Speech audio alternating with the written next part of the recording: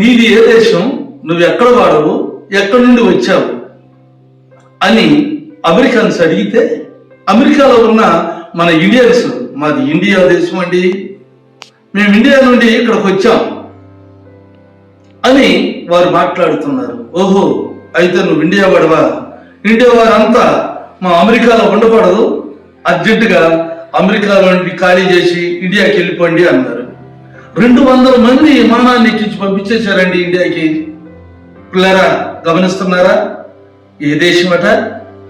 అసలు దేశం ఏమన్నా ఎప్పుడైనా ఎవరైనా ఆలోచిస్తున్నారా? మన ప్రభు అయిన యేసుక్రీస్తు వారు నీ స్వదేశాన్ని గురించి మాట్లాడటానికి 2000 సంవత్సరాల క్రితం భూలోకానికి వచ్చి నీదే దేశం వాడవో, ఎక్కడ వాడవో, నువ్వు ఎక్కడికి వెళ్ళాలో ఈ దేశంలో నుండి అది తెలియచేశాడండి.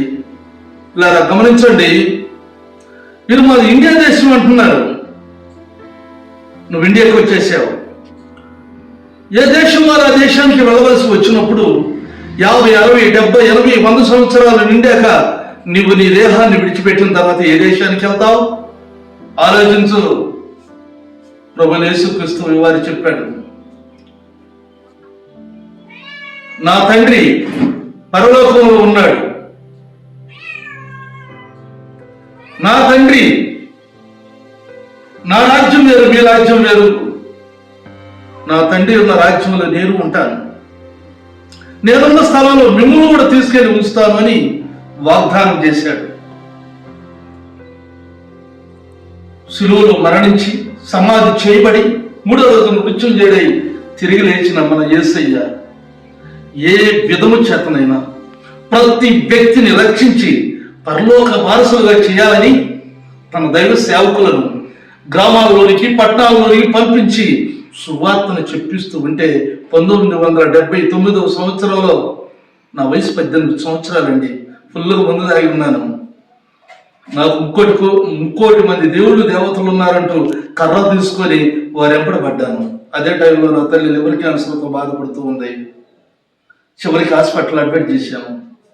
హాస్పిటల్లో ఉండిపోయింది. డాక్టర్లు చనిపోతామన్నారు.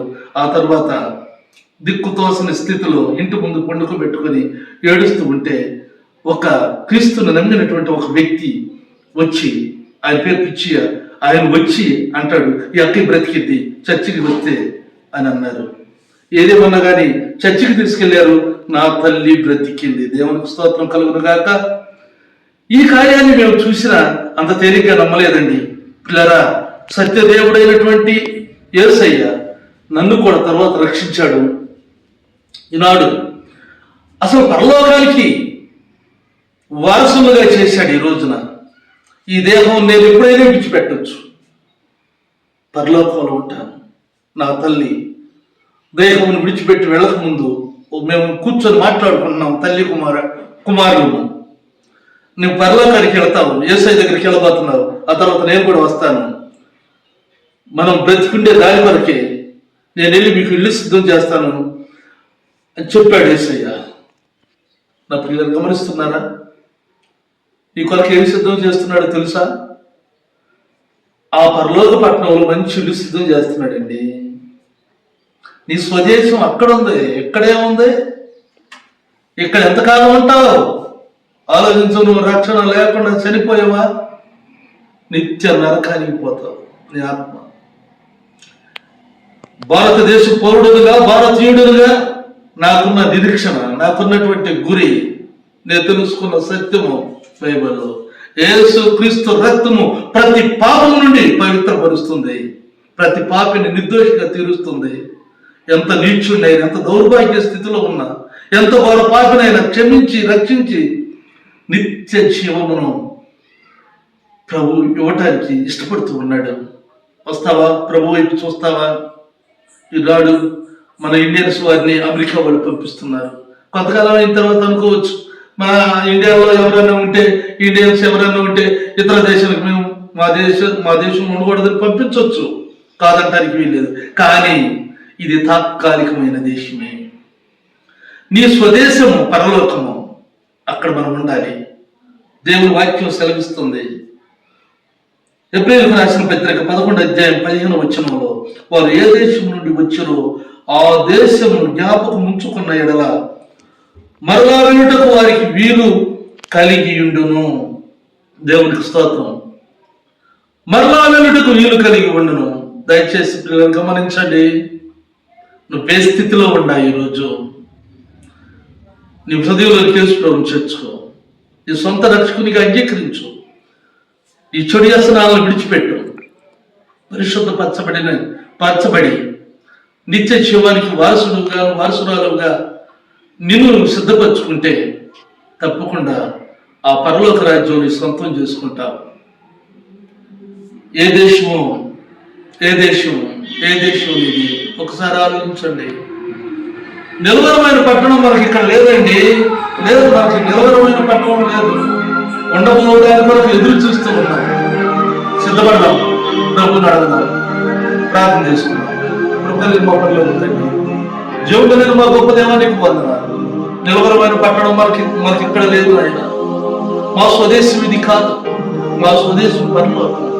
అందుకనే ప్రతి వ్యక్తిని ఏ బలహీనతలో ఉన్నప్పుడో రక్షించి నీచపు స్థితి నుండి విడిపించి ఏ విధము చేతనైనా ప్రతి వ్యక్తిని పరలోకంలో చేర్చాలని నువ్వు గొప్ప ఆలోచన కలిగి పరిశుద్ధాత్మ దేవునిగా భూమి మీద నీ ఆత్మ కార్యాలను జరిగిస్తున్నావు. అదృశ్య స్వరూపుడమైన నీవు, ఆత్మస్వరూపుడమైన నీవు అనేకులను నాయన రక్షించి నిత్య జీవానికి వారసులుగా చేయండి. ఇదిగో మా ప్రియులందరూ అమెరికా దేశాన్ని విడిచిపెట్టి స్వదేశమైన ఇండియాకి వస్తున్నారు. అలాగే ఒకనాడు ఈ ఇండియాను కూడా విడిచిపెట్టి మేము వెళ్ళిపోవాలి. ఈ దేహాన్ని విడిచిపెట్టి, ఆ దేహాన్ని విడిచిపెట్టి వెళ్ళిన నాడు పరలోకంలో నీతో శాశ్వత ఆనందాన్ని మేము అనుభవిస్తాము. అందుకే ప్రతి వ్యక్తి రక్షణ పొందాలని కోరుకుంటున్నాం. అందుకే బైబిల్ పరిశుద్ధ గ్రంథము ఈ లోకంలో సత్యాన్ని బోధిస్తుంది. ప్రతి వారిని రక్షించండి, మీరు చేయండి. రక్షింపబడిన వారికి వారి నిండారు దీవెన దయచేయండి, రక్షణ లేని వారికి రక్షణ దయచేయండి. నీ కృప నిండుగా అనుగ్రహించమని యేసుక్రీస్తు పరిశుద్ధ నామములో ప్రార్థిస్తున్నాం తండ్రి, ఆమేన్. మన తండ్రి దేవుని దయ, ప్రభువైన యేసుక్రీస్తు వారి కృప, పరిశుద్ధాత్మ సన్నిధి నిత్యం తోడై ఉండును గాక. ప్రభువు రాకడ కొరకు మిమ్మల్ని సిద్ధపరచును గాక. ఆమేన్, ఆమేన్, ఆమేన్.